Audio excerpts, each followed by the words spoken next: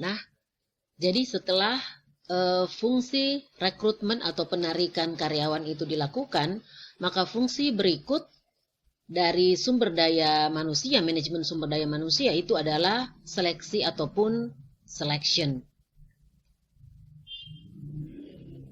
Jadi seleksi itu adalah proses untuk memilih orang-orang dari sekelompok pelamar yang paling memenuhi syarat untuk jabatan ataupun posisi tertentu.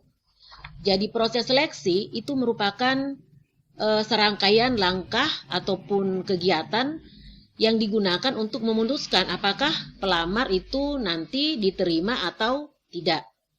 Nah, seperti kalian bisa lihat, ini adalah langkah-langkah dari kegiatan dalam proses seleksi. Jadi pertama kali yang harus dilakukan oleh pelamar itu tentu saja mengisi formulir lamaran kerja. Nah, setelah itu akan ada wawancara awal, dan setelah wawancara awal, apabila ada referensi ya dari pelamar, itu akan diperiksa oleh pihak perusahaan. Nah, setelah pemeriksaan referensi ini selesai, maka proses berikutnya atau langkah berikutnya itu adalah tes penerimaan. Nah, tes penerimaan ini bisa bervariasi tergantung dari jabatan ataupun lowongan yang disediakan oleh perusahaan. Nah, jadi tes penerimaan ini bisa saja berupa teamwork willingness. Jadi bagaimana kerjasama atau teamwork ya apabila karyawan itu nanti diterima bekerja di perusahaan. Nah, kemudian ada juga mungkin tes keahlian. Nah, tes keahlian ini contohnya seperti apabila jabatan itu membutuhkan keterampilan komputer, maka akan ada tes keterampilan komputer. Apabila jabatan itu memerlukan keahlian berbahasa Inggris, maka akan ada tes keahlian untuk berbahasa Inggris, ya. Jadi seperti itu. Nah, kemudian setelah dilakukan tes penerimaan, maka akan ada wawancara akhir. Ya. Nah, setelah dari wawancara akhir ini akan pindah ke langkah berikutnya, ya, yaitu penawaran pekerjaan. Dan biasanya setelah diberikan penawaran pekerjaan, itu akan dilanjutkan dengan proses akhir, yaitu pemeriksaan fisik dan obat-obatan. Jadi di sini akan diperiksa apakah pelamar ini ya itu pernah menggunakan obat-obatan terlarang ataupun masih menggunakan obat-obat terlarang tersebut. Nah, ini adalah langkah-langkah lain lagi ya di dalam proses seleksi. Jadi proses seleksi, langkah-langkah dari proses seleksi untuk masing-masing perusahaan itu bisa saja berbeda antara perusahaan yang satu dengan perusahaan yang lain. Oke ya. Nah, fungsi berikut dari SDM itu adalah penempatan ataupun placement.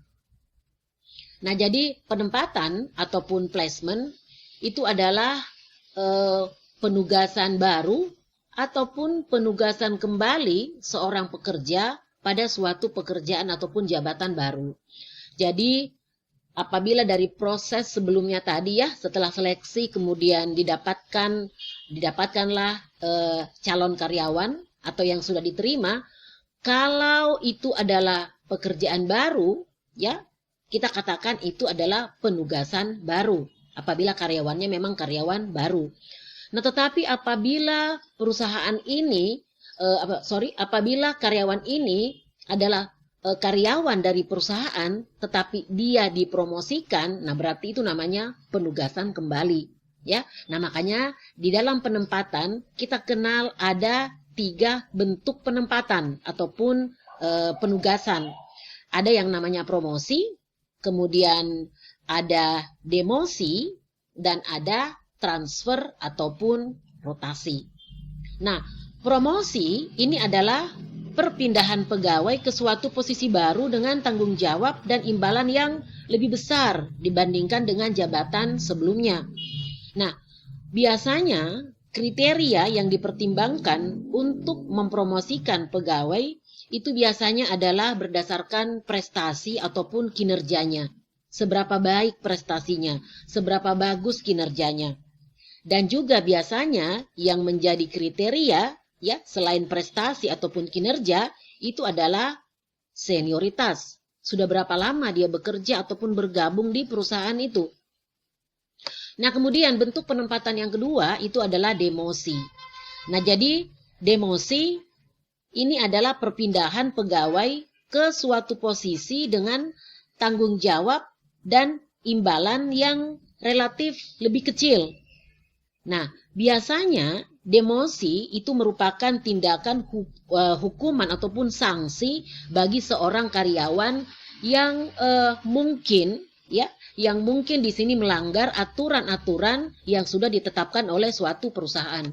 Makanya tadi saya sampaikan bahwa balas jasa ya ataupun imbalan untuk karyawan yang penempatannya itu berupa demosi itu biasanya relatif lebih kecil, ya. Dan bentuk penempatan yang ketiga itu adalah transfer ataupun rotasi ataupun biasa juga disebut dengan mutasi, ya. Jadi transfer ataupun rotasi ataupun mutasi itu adalah perpindahan pegawai ke posisi baru dengan tingkat tanggung jawab dan imbalan yang relatif sama. Jadi tanggung jawabnya itu ataupun imbalannya itu dibandingkan dengan jabatan sebelumnya itu sama, ya.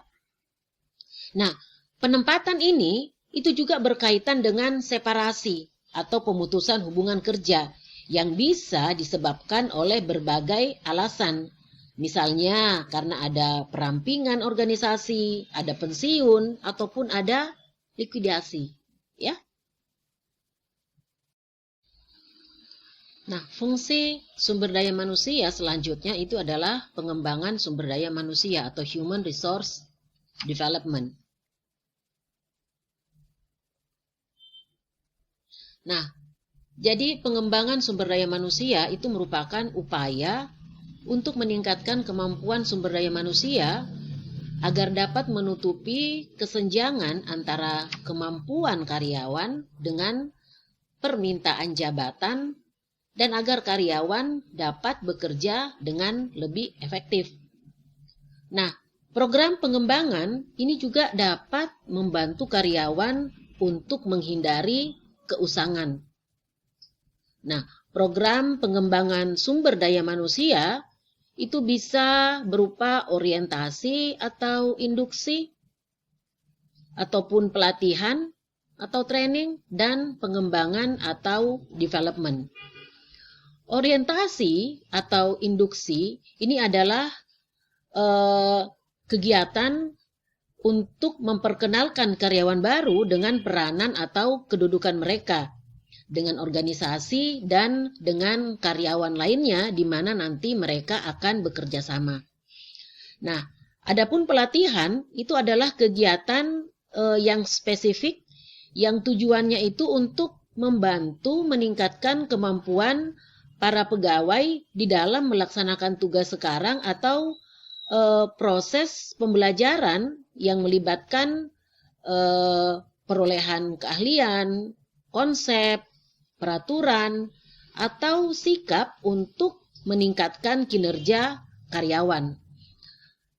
Beberapa bentuk pelatihan ataupun training itu adalah keahlian teknis, keahlian di dalam mengambil keputusan, keahlian dalam melayani pelanggan, keahlian di dalam keselamatan di tempat kerja, dan keahlian di dalam hubungan antar manusia. Nah, adapun bentuk pengembangan SDM yang ketiga itu adalah pengembangan.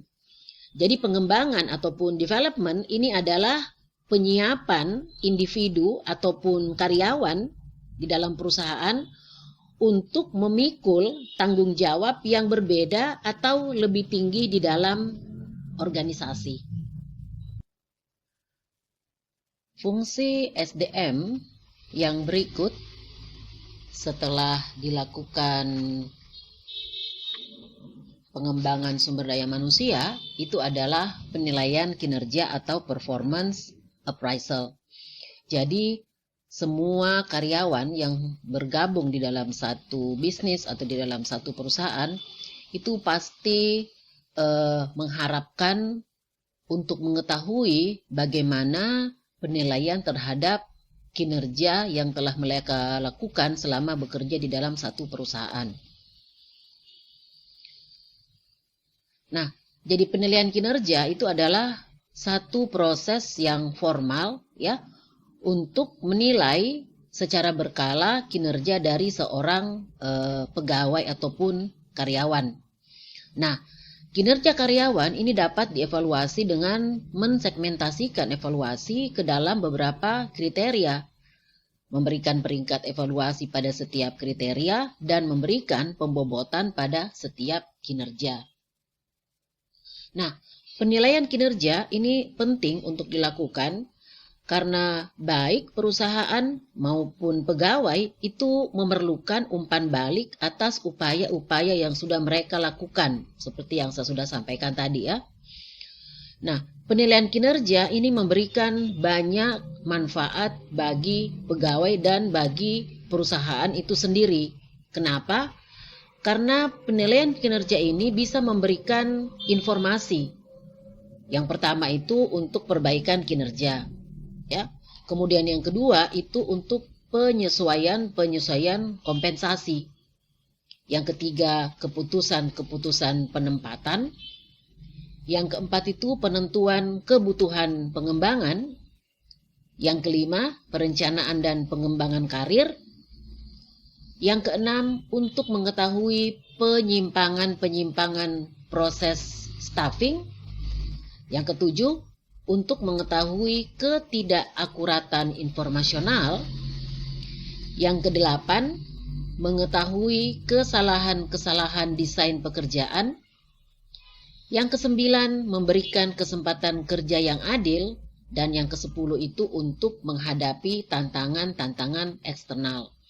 Jadi kalian bisa tahu ya sekarang bahwa dengan adanya penilaian kinerja ini memberikan manfaat yang banyak sekali, bukan hanya untuk karyawan itu sendiri, tetapi untuk pihak perusahaan. Nah, ini adalah beberapa contoh ukuran kinerja, ya. Nah, yang pertama itu untuk tenaga penjualan. Bagaimana caranya kita mengukur kinerja dari tenaga penjualan? Bisa melalui beberapa hal. Bisa dengan melihat berapa jumlah pelanggan baru yang didapatkan oleh tenaga penjualan tersebut. Bisa juga dari berapa volume penjualan yang telah dilakukan oleh tenaga penjualan tersebut. Dan lain-lain. Nah, kemudian untuk manajer, ukuran kinerjanya itu bisa dengan melihat berapa banyak jumlah keluhan karyawan. Ya. Nah, kemudian bisa juga melalui seberapa besar pengurangan biaya yang sudah dilakukan oleh manajer tersebut. Kemudian bisa juga melalui kepuasan karyawan terhadap manajer tersebut. Nah, ini tentu saja bisa diketahui dengan menanyakan ya kepada karyawan. Kira-kira seberapa puas mereka atas pekerjaan dari manajer. Nah, kalau kemudian untuk asisten administratif, bagaimana cara mengukur ukuran kinerjanya? Pertama, bisa dengan melihat berapa banyak jumlah surat yang mereka bisa siapkan. Bisa juga melalui kecepatan mereka, asisten administratif ini ya, di dalam mengolah kata ya atau mengetik. Atau bisa juga dengan melihat berapa jumlah kesalahan yang mereka lakukan di dalam melakukan pengarsipan. Nah, ini beberapa contoh ukuran kinerja, ya. Nah, kemudian fungsi SDM yang berikut itu adalah pemberian kompensasi.